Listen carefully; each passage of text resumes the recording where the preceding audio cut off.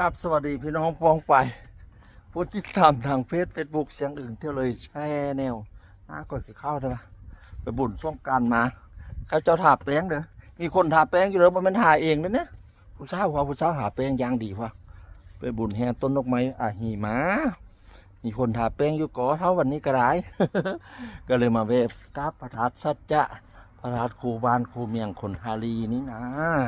แล้วก็สิปินให้เบิ่งหางน้าดีๆก่อนน้องพระธาตุสัจจะที่มี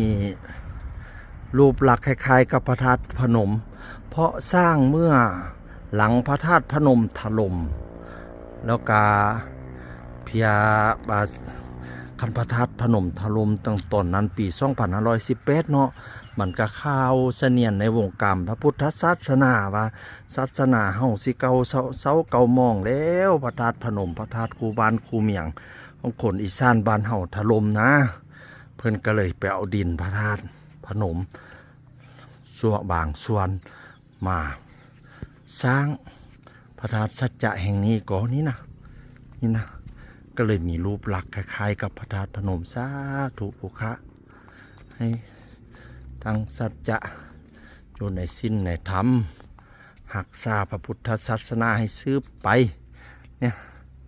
ตำนานเล่าขานแล้วค่อยอ่านแล้วค่อยสิสรุปสู่ฟังอ่านแล้วค่อยสิสรุปสู่ฟังพระธาตุสัจจะนิกาตั้งต่ออายุไขให้กับพระพุทธศาสนานั่นละเพราะว่าพระธาตุพนมถล่มก็คล้ายๆว่ากึ่งพุทธกาลแล้วยุคแรกศาสนากำลังสิเสียมเทโบวาสนานะก็เลยมีการเสียงถ่ายแล้วก็สร้างพระธาตุสัจจานิโตอายุพระพุทธศาสนาพี่น้องเป็นการจำลองพระธาตุพนม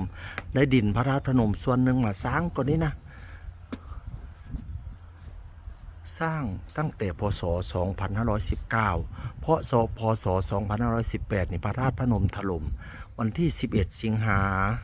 เวลา 19:38 นาทีเวลาพระธาตุพนมถล่มนะพี่น้องตอนนั้นพศ2518โอ้สาธุเขาตกใจบนอีพอค่อยสาธุว้ายเขาตกใจบนลุงพ่อค่อยอีพอค่อยลุงบุญมีพี่น้องนี่นะพระธาตุพนมถล่มปี2518เนาะตอนนั้นกามีคอมมิวนิสต์กำลังระบาดตอนนั้นนะพี่น้องลักคอมมิวนิสต์ไล่ฆ่าศึกศัตรูไล่ตอนนั้นนะพระเจ้าก็เป็นห่วงว่าศาสนามันสิเสียมแท้บ่ฉันว่านะ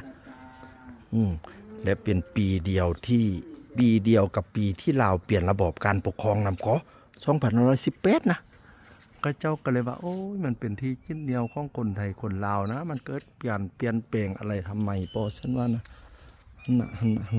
นะพระธาตุพนมพนมเลยสร้างพระธาตุสัจจะเป็นพระธาตุพนมจำลองสืบทอดพระศาสนาให้ยาวนานต่อไป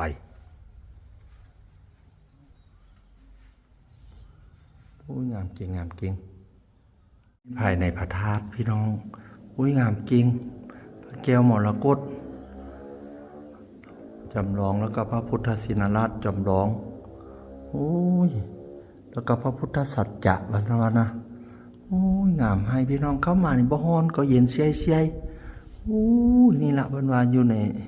ไต้ห่มพุทธศาสนาบ่ฮ้อนนี่พระแก้วมรกตฤดูหนาวติห่มผ้านี่นะงามเก่งพี่น้องมาเด้อพระธาตุสัจจะเด้อพี่น้องท่านของพระธาตุสัจจะก็ล้อมรอบไปด้วยกีบบัวทางพ้นคสิเป็นมนดบกอง